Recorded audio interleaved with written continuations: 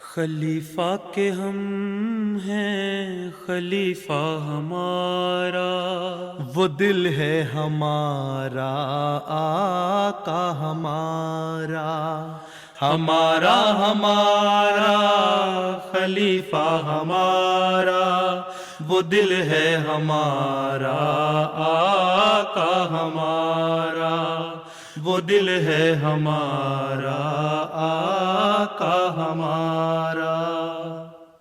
Assalamu alaikum and welcome to This Week with Huzur.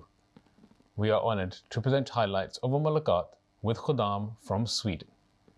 In addition, beloved Huzur Aidullah Ta'ala bin Nasr al-Aziz graciously granted a meeting to a delegation from Indonesia. We begin with Sunday's mulaqat, where Hadrat Khalifatul Masih Aidullah Ta'ala bin Nasr al-Aziz graciously met with members of Majlis Khuddam al-Ahmadiyya from Sweden.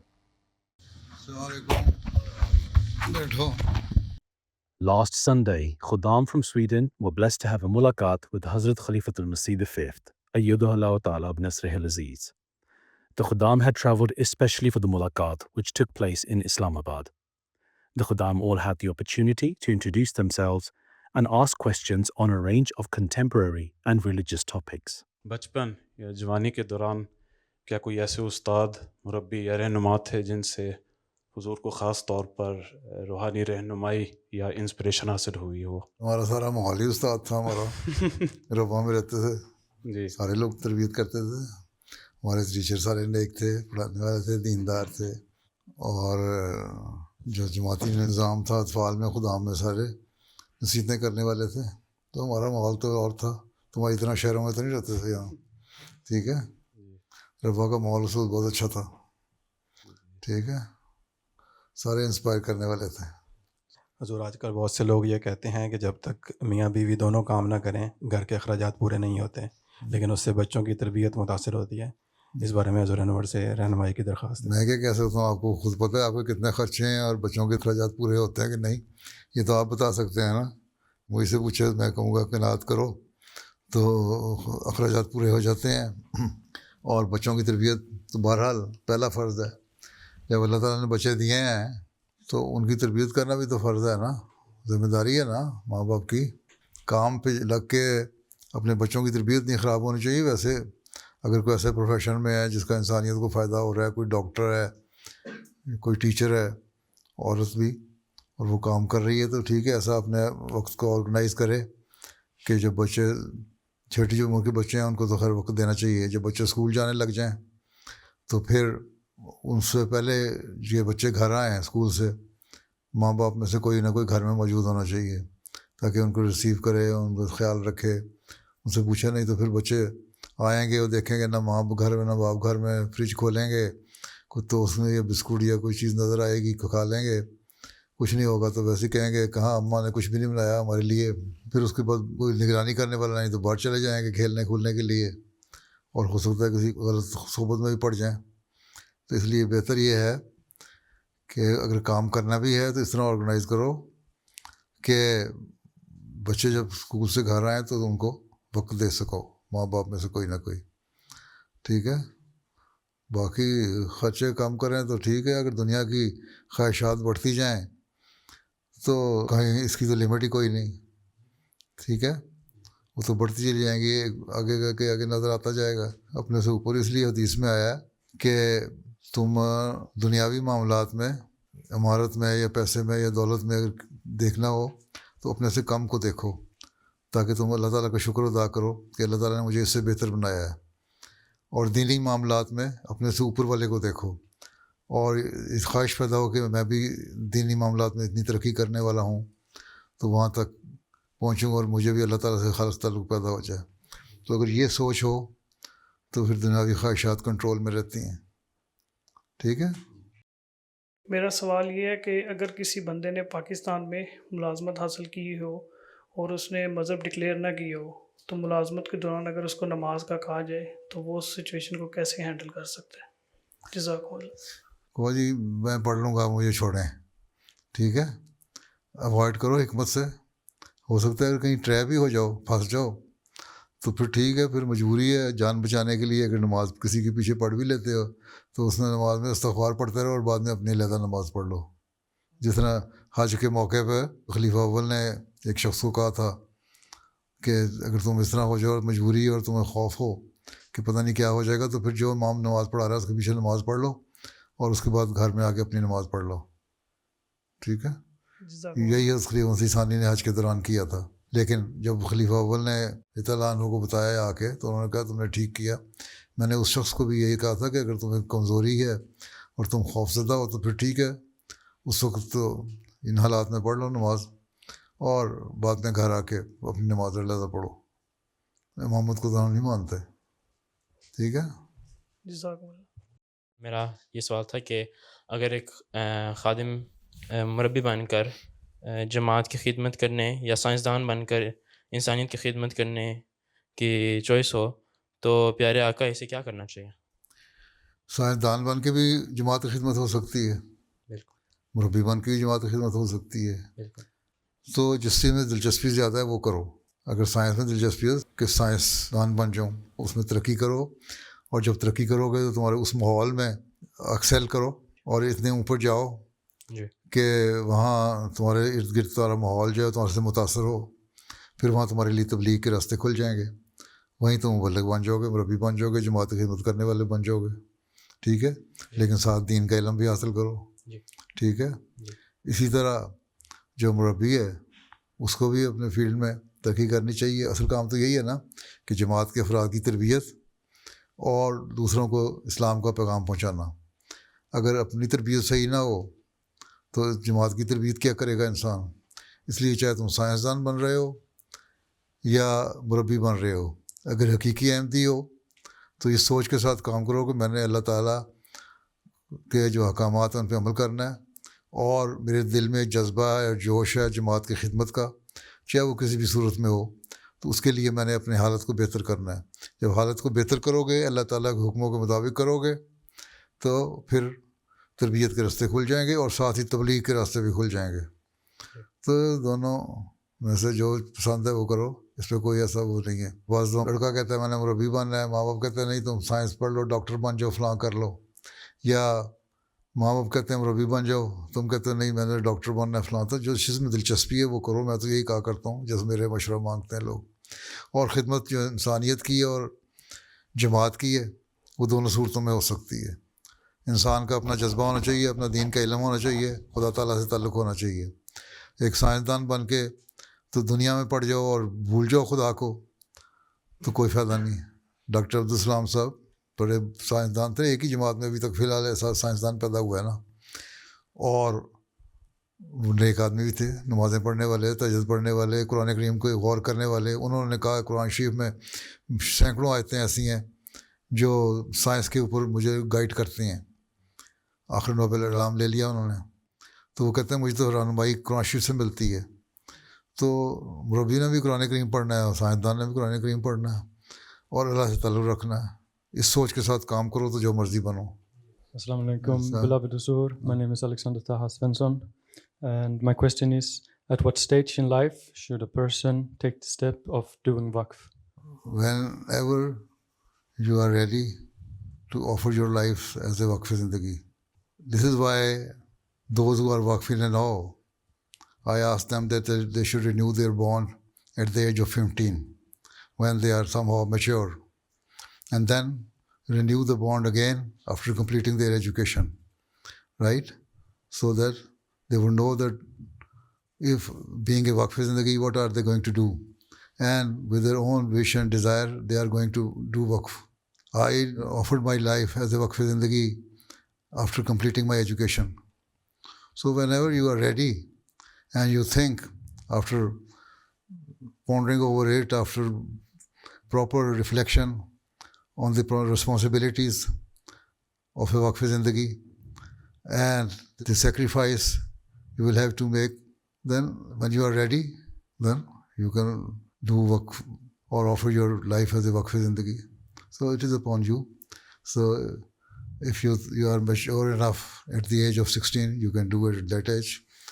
If you think that, no, I still have to do something complete my education and become something which is beneficial for the Jamaat, then I will offer my life as a waqf zindagi. Then you can do waqf at a later stage after completing your education. So there is no time limit. It is your heart which is telling you when to do it, right? जो मेरा सवाल है, कुरान करीम के कुछ हिस्से metaphorical ज़बान में क्यों नाजिल हुए हैं?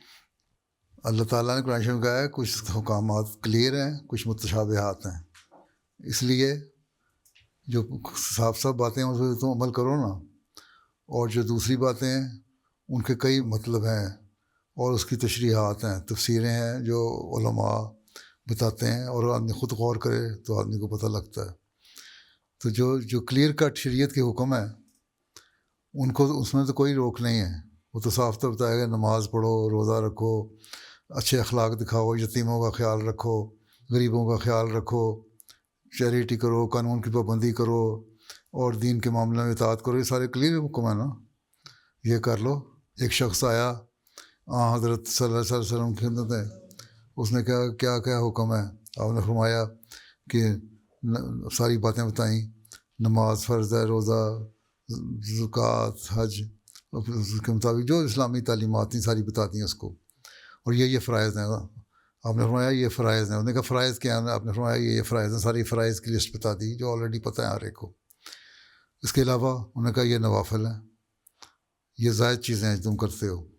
तो उसने कहा खुदा की कसम मैं तो सिर्फ जो फ़राइज़ हैं वही अदा करूँगा, इससे ज़्यादा मैं नहीं कुछ करूँगा। आंसर ने फरमाया अगर सिंसियरली हकीकत में पूरे हक़ अदा करते हुए ये फ़राइज़ अपने अदा कर देगा, जब चला गया था आंसर ने साहबा को फरमाया तो ये जन्नत में चला जाएगा। तो इस फिक्र में ना पढ़ो कि मेटाफोरिकल क्यों है और क्या है, वो तो इल्मी बातें हैं, जितना आपका इल्म है वो उसमें तरक्की करते जाएंगे, उस बातों को समझ आती जाएगी। जो फ़राइज़ हैं उनको अदा करते रहें तो आपके लिए अल्लाह मियां ने कहा मैं तो जन्नत में ले जाऊँगा तुम्हें। तो इसलिए पहले गौर करो कि हम फ़राइज़ अदा कर रहे हैं कि नहीं, क्या मैं नमाज़ों का हक़ अदा करके नमाज़ें पढ़ रहा हूँ, क्या मैं अदा करते हुए रोज़े अदा कर रहा हूँ, मैं क्या गरीबों का हक़ अदा करते हुए उनकी खिदमत कर रहा हूँ, मैं चैरिटी कर रहा हूँ, क्या मैं अपने रिश्तेदारों से हुस्न सलूक का अल्लाह ताला ने हुक्म दिया है ना वो मैं कर रहा हूँ। निकाह शादी के बाद अल्लाह ताला का बड़ा वाज़ेह हुक्म है कि बीवी और उसके बच्चों का ख्याल रखो, और बीवी को या खावंद और उसके रिश्तेदारों का ख्याल रखो। तो यह मैं हक़ अदा कर रहा हूँ, दोनों सोचना होगा। बाकी तो बहुत सारी बातें हैं, अब साइंस में आप पढ़ते हैं या दूसरी चीज़ों में बहुत सारी चीज़ें हैं जो आपको मदद लेनी पड़ती दूसरों से, आपको समझ नहीं आती। तो हर चीज़ ब्लैक एंड वाइट में सामने नहीं आ जाती। शरीयत ने जो मोटे असूल बता दिए कि ये बातें हैं हुक्म, ये करने वाली ये तुम करो, ये चीज़ें ऐसी हैं जो इल्मी बातें हैं, इनमें तुम तरक्की करोगे, जहाँ जहाँ तुम्हारी रूहानियत तरक्की करती जाएगी, जहाँ तुम्हारा इल्म तरक्की करता जाएगा, जिस तरह तुम्हारा अल्लाह ताला से ताल्लुक़ बढ़ता जाएगा, वो तुम्हें इन बातों की समझ आती जाएगी। ठीक है, तो अगर उनको लेके अमल ना करो, उनकी गलत मतलब निकालते रहो, तो फिर अल्लाह ताला कहता है फिर मैं तुम्हें सज़ा भी दूँगा। इसलिए अल्लाह ताला ने फरमाया जो अहले इल्म है, जो इल्म वाले हैं, मुफस्सिरीन हैं, उनकी बातों पर गौर करो। इसलिए आंसर ने फरमाया कुरान शरीफ के भी कई वतन है, उसके कई मतलब हैं आयतों के, और उसकी तशरीह होती है, तफसीर होती हैं, और वक्त पे तफसीरें खुलती रहती हैं। इसलिए उलमा पुराने ज़माने में भी बाद में भी उसकी तफसीरें खोलते रहे। जो स्टेटस बुलंद होता जाता है किसी का, उसके लिहाज से उनको उन बातों पे भी तरक्की करता चला जाता है। लेकिन अगर उसका बहाना बना के कि ये शुबे वाली बात है, इसमें तो अपने मतलब की बात निकाल लो जिसमें तुम्हारा फेवर हो, जितना बाद फ़िरक़ों ने निकाल लिया जी 5 नमाज़ों का तो हुक्म नहीं है इसलिए 3 पढ़ लो, 4 पढ़ लो। बाद फ़िरक़े ऐसे हैं इस्लाम में भी जिन्होंने नमाज़ों पर पाबंदियाँ उठा दी हैं या नमाज पूरी तरह अदा नहीं करते। तो अल्लाह ताला कहता है ये चक्कर ना चलाओ, ठीक है, इससे गुनाह होगा। तो मज़ीद सवाब में बढ़ाने के लिए अल्लाह ताला ने हमारे इल्म को बढ़ाने के लिए, तुम्हारी सोचों को बढ़ाने के लिए बाद चीज़ें गौर तलब रखी हैं। तफासीर पढ़ोगे तो उनकी समझ आती है, ठीक है। लेकिन बुनियादी चीज़ें वही हैं, जो अहकामात हैं, क्लियर कट अहकामात हैं, उन पर अमल करो। अलग अलग मैं तो माफ़ कर दूँगा, اللہ تعالیٰ نے کوئی شرط نہیں رکھی. اگر تم نے جو شبے والی باتیں اگر ان پہ تم عمل نہیں کرتے یا میٹافوریکل جو باتیں ہیں یا تشبیہات جو دی ہوئی ہیں اس پہ عمل نہیں کرو گے تو تمہیں میں جہنم میں ڈالوں گا. اللہ کہتا ہے نہیں تم نماز قرآن تو پڑھو نا, ٹھیک ہے, باقی اللہ پہ غیب پہ ایمان رکھو, بس ٹھیک ہے, تمہارے لیے ہی کافی ہے. ٹھیک ہے, جس طرح علم بڑھاؤ گے یہ بس پڑھتے جائیں, تفسیریں پڑھو تو تمہیں متشابہات کا میٹافورس کو پتہ بھی لگتا جائے گا. ٹھیک ہے. My question is, how do I attain khushu in my daily prayers? Do you believe that Allah is one? Yes. Right. Do you believe that Islam is the true religion? Yes, I do. Do you believe the Holy Prophet sallallahu alaihi wasallam is the last of the prophets, Khatamun Nabiyyin? Yes. Right. Do you believe that Masih Maud alayhi salam is the person who was to come in the later days for the revival of Islam? Yes, I do. Yes. Do you believe in the system of Khilafat? Yes, I do. Do you believe that Allah Ta'ala has given so many commandments in the Holy Quran and the injunction? There are so quite a number of do's and don'ts in the Holy Quran, and we should practice on it. Allah Ta'ala has given us clear-cut teaching, right? Yes. Do you believe that whatever you are getting is from Allah? Yes. He's Rabbul Alameen. Yes. He is the provider and sustainer of everything, Yes. right? Yeah. And He has given you the fertile brain to think over these things and try to gain the love of Allah Ta'ala, right? And this is your desire, that you should gain the love of Allah Ta'ala. If you count all these things and see the blessing of Allah Ta'ala on you, then definitely you will be grateful to Allah Ta'ala. When you are grateful to Allah Ta'ala, when you thank Allah Ta'ala and you praise Him that Allah Ta'ala has bestowed quite a number of things on you for your benefit, then your emotions will come out, and that will make you think over the existence of Allah Ta'ala and His blessings on you, and that will make you more humble, and your humility will increase. And when these type of emotions come, then definitely you will cry. You will seek Allah's help, that Allah Ta'ala increase these emotions more than before. So that is called khushu, right? So if you count all these blessings which Allah Ta'ala has bestowed upon you, that can make you to understand the concept of khushu and the closeness of Allah Ta'ala. آج کل لوگ کہتے ہیں کہ AI 5 سے 10 سال میں کئی ملازمتوں کی جگہ لے لے گا. یہی ہو جائے گا. اور اس کے بعد اب یہ بھی کہتے ہیں کہ گورنمنٹوں کو بھی ہوشیار ہو جانا چاہیے, کیونکہ جب ملازمتیں ختم ہوں گی تو گورنمنٹوں کو ٹیکس نہیں ملے گا. ٹیکس لیتے ہیں نا لوگ, کماتے ہیں تو اسے ٹیکس پے کرتے ہیں اور ان سے گورنمنٹ چلتی ہے. ٹیکسوں سے ہی گورنمنٹ چل رہی ہوتی ہے نا, اور اس کی انکم جب کم ہو جائے گی تو ان کی اکانومیز جو ہیں وہ بالکل گرنے شروع ہو جائیں گی, اور پھر گورنمنٹ کہے گی او اب تو AI کو بند کرو.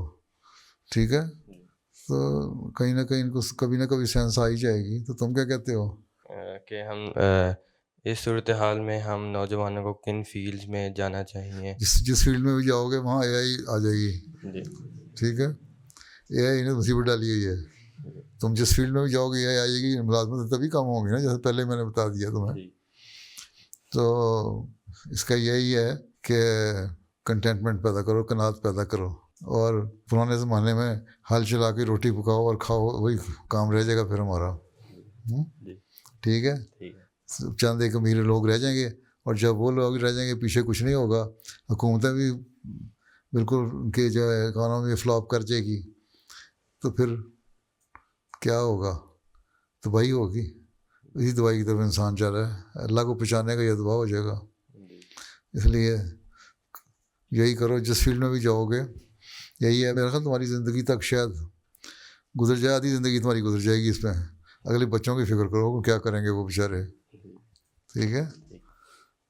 میرا سوال ہے, احمدیوں کو ہیوملٹی اور سیلف رسپیکٹ کے درمیان کس طرح ایک بیلنس رکھنا چاہیے کہ جماعت کا نام کو نقصان نہ پہنچے, جس طرح کبھی کبھی کام پہ یا باہر جھگڑے ہو جاتے ہیں؟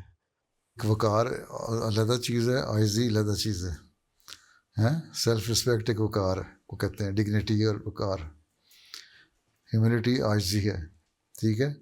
اپنے آپ کو ہر بات میں بوسٹ کرنا, تکبر سے باتیں کرنا, اس چیز سے اللہ تعالیٰ نے منع کیا ہے. لیکن اللہ تعالیٰ نے اس چیز سے منع نہیں کیا کہ تم اپنا وقار قائم نہ کرو. اپنا وقار قائم کرو گے تو لوگ بھی عزت کریں گے نا. اب بعض لوگ بہت عاجز ہوتے ہیں, لوگ ان کی عزت کرتے ہیں اور اس بات کے سے عزت کرتے ہیں کہ اس میں عاجزی بڑی ہے. کوئی منفی اثر تو نہیں چھوڑ رہا اس کے اوپر, عاجزی اس کا ایک پلس پوائنٹ ہی مل رہا ہے نا اس کو. ہاں جی, بندہ بڑا عاجز ہے, بہت آرام سے ملتا ہے, تو کیا وہ اپنی سیلف رسپیکٹ اور آنر اور ڈگنیٹی کو قربان کر رہا ہوتا ہے؟ نہیں نا. تو عاجزی دکھانا اور چیز ہے. حضرت مسیح علیہ السلام کو اس لیے اللہ تعالیٰ نے فرمایا تھا تیری عاجزانہ راہیں اسے پسند آئیں. جہاں موقع ہو وہاں بحث کرنے کے بجائے جو حق سمجھتے ہو اللہ تعالیٰ کی خاطر اس کو بیان کر دو, تو اللہ تعالیٰ اس کو اچھا سمجھتا ہے. ٹھیک ہے. لیکن وہاں ضد میں آنا, ایروگنس دکھانا اور یہ کہنا کہ میں پتہ نہیں کیا چیز ہوں, میرے سے کون کنفرنٹ کر سکتا ہے, میرے سے کون کنٹراڈکٹ کر سکتا ہے میری دلیلوں کو, میری باتوں کو, میں یہ کر دوں گا وہ کر دوں گا, یہ اس کے خلاف ہے ہیوملٹی کے, عاجزی کے. اور یہ تمہیں سیلف رسپیکٹ نہیں دیتی. تو تم یہی لوگ کہیں گے نا تمہیں دور ہٹ جائیں گے, بڑا ایروگینٹ آدمی ہے. تو یہ چیزیں دیکھنے والی ہیں. عاجزانہ رہیں, لیکن حضرت مسیح علیہ السلام کو عاجزانہ رہیں پسند آئیں. وہاں جہاں بحث کی آپ نے چھوڑ دی اللہ کی خاطر. لیکن کیا آپ اس عاجزی کی وجہ سے آپ میں کوئی عزت نفس نہیں تھی؟ آپ نے لوگوں کے سامنے کو بھیک مانگی؟ جہاں مقابلہ آیا وہاں مقابلہ کیا. ٹھیک ہے. آریوں کو بھی جواب دیا, عیسائیوں کو بھی جواب دیا, دہریوں کو بھی جواب دیا, اور جہاں مذہب کی عزت کا سوال آیا وہاں کھل کے اپنا بیان بھی کیا. ٹھیک ہے. مختلف لٹریچر, مختلف کتابیں جو ہیں اس میں یہ موجود ہیں ساری باتیں, لیکن ساتھ ہی عاجزی بھی تھی. تو یہ حضرت صلی اللہ علیہ وسلم کا بھی یہی نمونہ تھا. ایک موقع پر آپ عاجزی دکھاتے ہیں, بچوں سے بھی عاجزی دکھاتے ہیں, پیار کرتے ہیں, عورتوں کے سے, غریبوں سے. دوسری طرف جہاں سوال آیا اسلام کی عزت کا, تو نہ ابو جہل کو دیکھا تو نہ کسی اور کو دیکھا. تو یہ فرق ہے. حضور, میرا سوال ہے کہ حضور کے نزدیک آج انسانیت کو درپیش سب سے بڑا چیلنج کیا ہے؟ یہ سوشل میڈیا اور یہ ٹی وی چینل اور غلط قسم کے حرکتیں, اے آئی اور یہ اور وہ سب کچھ, یہ صحیح یہی چیلنجز ہیں. ان کو صحیح طرح استعمال کرو, ان کا استعمال ٹھیک ہے جائز طریقے سے کرو. اسی میڈیا کے اوپر اخلاقیات کی باتیں کرو, مذہب کی باتیں کرو, خدا تعالیٰ کے پیغام سناؤ. تو یہی اس کا توڑ ہے ان چیلنجز کا, کہ تمہارے اخلاق بھی درست رہیں گے, تمہارا مذہب بھی درست رہے گا, اور لوگوں کو اویئرنیس بھی ہو جائے گی کیا چیز ہے, اس کا صحیح استعمال بھی ہو جائے گا. اس سے چھٹکارا تو ملنا کوئی نہیں ہے. تو اس کو صحیح استعمال کرنے کے لیے احمدی ہیں جو ان کو صحیح استعمال کریں, اور خدا تعالیٰ کی تعلیم اور اس کے احکامات کے مطابق اسی پہ ایسی چیزیں ڈالیں جو لوگ صرف ان برائیوں کو نہ دیکھتے رہیں بلکہ تمہاری اچھائیاں بھی دیکھتے رہیں. اور یہی ہے کہ اس کو تم کاؤنٹر کر سکتے ہو. جو غلط قسم کے چیلنج ہیں, اخلاق جو خراب کرنے کی جو کوششیں ہیں, اور یہی بہت بڑے چیلنج ہیں, ان کو ہم توڑ کر سکتے ہیں, کاؤنٹر کر سکتے ہیں. ٹھیک ہے. As the mulaqat concluded, the Khuddam were blessed to have a picture with Hazrat Amir al-Mu'mineen and received the gift of pens. Two Khuddam, who had received medals for academic excellence, requested Hazrat Amir al-Mu'mineen to award them the medals. تو یہاں ملا تھا یا وہاں؟ اس میں جو نوڈک سے ہیں, نوڈک سے ناروے میں ملا تھا. ہاں جی, ناروے. تمہیں پاکستان سے ملا؟ جی, اسلام آباد پاکستان. اس کا تو سونے کا ہے, تمہارا تو جعلی ہے. یہ جو 10 گرام سونا ہے اس کے اندر, اس میں نہیں ہے میرا خیال ہے. میرے لیے تو بس سونے کے برابر ہی ہے. بس اصل چیز. السلام علیکم.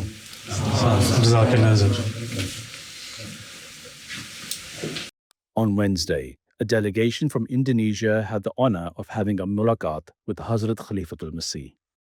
The delegation consisted of 4 guests, including Sayyid Aqil Siraj, the former chairman of the Nahdlatul Ulama Executive Board, and Rubikin Amhas, the former special advisor to the President of the Republic of Indonesia.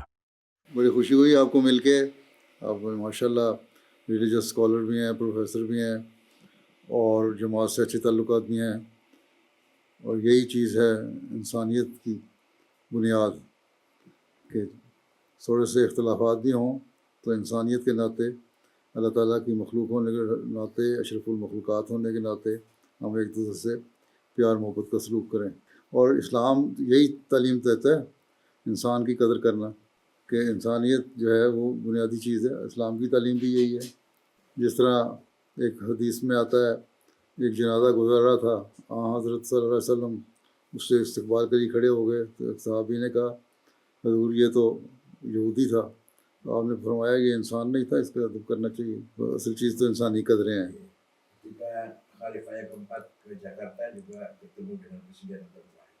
جب خلیفہ عرابی تشریف لے کے Indonesia, ان کی ملاقات بھی ہمارے سابق پریزیڈنٹ سے ہوئی۔ وہ کافی خوش تھے انڈونیشیا کے دورے پہ، اور آپ لوگوں نے بڑا اچھا ان کا استقبال کیا اور بڑا اچھا آنر دیا، عزت دی، اور ان سے اچھے فنکشن ہوتے رہے۔ The guest mentioned that he does not believe in having hatred for people of other sects. اگر ہم سارے مل جائیں اور اسلام میں اختلافات نہ ہو آپس میں، تو ہماری ایک قوت ہے، ایک طاقت ہے۔ دوسری حکومتیں، طاقتیں ہیں، یہ کبھی اسلام کا مقابلہ نہیں کر سکتے مسلمانوں پہ ظلم کرنے کے، وہ کبھی سوچیں گی دو دفعہ۔ میں نے تذکرہ کی جو کتاب پڑھ لی ہے، اور مجھے پتہ لگتا ہے کہ جو بانی احمدیہ انہوں نے یہ ساری جو اخوت اور مطلب وہ بنانا چاہتے ہیں۔ یہ اصل چیز تو یہی ہے۔ اصل میں تو قرآن کریم ہماری بنیادی چیز ہے، اور اللہ تعالیٰ نے قرآن کریم میں جو کافروں کی نشانی یہ بتائی ہے، قلوبہم شتیٰ، مسلمانوں کو تو ایک ہونا چاہیے۔ دل پھٹے ہوئے تو کافروں کے ہوتے ہیں، ہمارے تو ایک ہونے چاہیے، تاکہ ہم اکائی بن کے دجال کا اور جو اسلام مخالف طاقتیں ان کا مقابلہ کر سکیں۔ اصل چیز یہی ہے، ہم ایک ہوں۔ باقی تھوڑے موٹے اختلافات جو ہوتے ہیں اس کو اتنی وجہ نزاع نہیں بنا دینا چاہیے کہ ایک دوسرے کے جانی دشمن ہو جائیں۔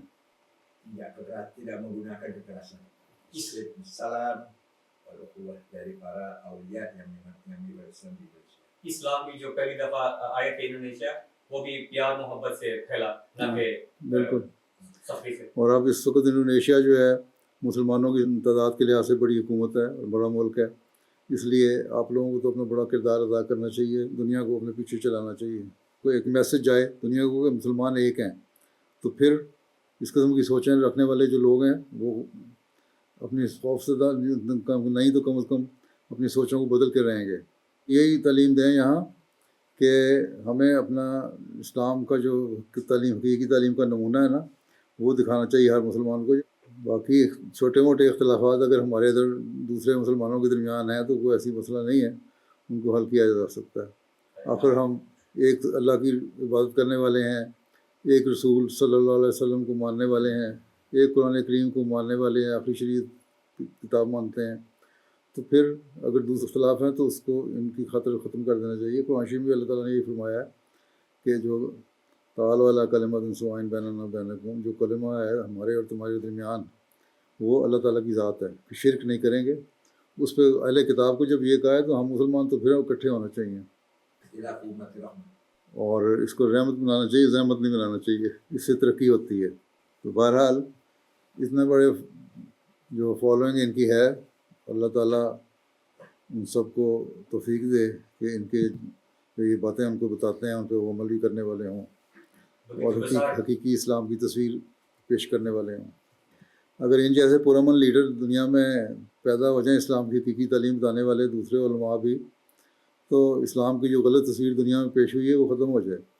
ابھی سب سے بڑے پرابلم ہمارا وہ غربت ہے کہ ان کے پاس دل کی دولت ہے، ان کے پاس اور نیچرل ریسورسز کافی سارے ہیں۔ غربت تو اگر ان کی لیڈرشپ اچھی ایماندار ہے تو اس غربت کو ختم کر سکتی ہے صحیح طرح انویسٹ کر کے ملک میں۔ ان کو یہ بھی دعا کرنی چاہیے، کوشش کرنی چاہیے کہ جن کے جو سیاستدان ہیں، لیڈر ہیں، یہی ہماری بدقسمتی ہے کہ ان ملکوں کے، مسلمان ملکوں کے لیڈر آنیسٹ نہیں ہیں، وہ اپنے جیب میں زیادہ بھرتے ہیں اور عوام کی خدمت کم کرتے ہیں۔ تو یہ بھی کوشش بھی کریں، دعا بھی کریں، اور اپنے لیڈروں کو سمجھائیں، سیاستدانوں کو، کہ تمہارا اصل کام عوام کی خدمت، ملک کی خدمت ہے۔ ایسے لیڈر ہی کردار ادا کر سکتے ہیں۔ جماعت احمدیہ تو چھوٹی سی جماعت ہے، ہمارا تو یہ لیڈر کچھ نہیں کر سکتا، سیاستدانوں پہ انفلوئنس یہی کر سکتے ہیں. نیک نیتی سے کام ہو تو اللہ تعالیٰ برکت ڈالتا ہے. The guest mentioned that some Muslims are joining extremist groups. لوگ ہیں نا جو جن کو اسلام کی تعلیم کا پتہ نہیں، نماز بھی 5 وقت نہیں پڑھتے، شاید ایک بھی نہ پڑھتے ہیں وہ روز کی، لیکن اسلام کے نام پہ فتنہ فساد پیدا کرتے ہیں. ان کا رد کریں اور ان کے خلاف مہم چلائیں. As the mulaqat concluded, the guests and Ahmadis from Indonesia who were also present had the opportunity of a photo with Hazrat Amir al-Mu'mineen. Those were highlights from just some of Beloved Huzoor's activities over the past week. We now end with our final segment, the Friday Sermon Summary. In today's Friday sermon, Huzoor, may Allah be his helper, spoke regarding the expedition of Tabuk. Towards the end of his sermon, Huzoor, may Allah be his helper, instructed prayers for the Ahmadis of Bangladesh, Pakistan and Africa, as well as the people of Palestine. بنگلہ دیش کے بارے میں میں نے پہلے بھی کہا تھا دعا کے لیے. وہاں مولوی طبقہ جو ہے، احمدیت مخالف طبقہ جو ہے، وہ کافی شور مچا رہا ہے. کل ان کا ایک جلسہ بھی ہے شاید، تو ان کے لیے خاص طور پہ دعا کریں، اللہ تعالیٰ ہر احمدی کو محفوظ رکھے، ان کے شر سے بچائے. اسی طرح پاکستانی کے احمدیوں کے لیے بھی دعا کریں، اللہ تعالیٰ انہیں بھی محفوظ رکھے. اب بہت زیادہ دعاؤں کی ضرورت ہے. جب مخالفین کو کسی بھی طریقے سے دبایا جائے، قانوناً بھی اگر دبایا جاتا ہے، تو وہ ان کا تان جو ہے احمدیوں پہ آگے ٹوٹتی ہے. اس لیے احمدیوں کو زیادہ دعاؤں کی طرف اور احتیاط کی طرف توجہ کرنی چاہیے. اسی طرح فلسطینیوں کے لیے بھی دعا کریں. معاہدات کے باوجود، سیز فائر کے باوجود ان کا اسی طرح قتل عام ہو رہا ہے. اللہ تعالیٰ رحم فرمائے. اسی طرح افریقہ کے احمدیوں کے لیے دعا کریں. ان میں بھی بعض جگہ حکومتیں ان پر ظلم کر رہی ہیں، بعض جگہ دہشت گرد مختلف جگہوں پر حملے کر رہے ہیں، بعض دفعہ احمدی متاثر ہو جاتے ہیں اس سے. اللہ تعالیٰ تمام دنیا میں امن اور سلامتی قائم کرے.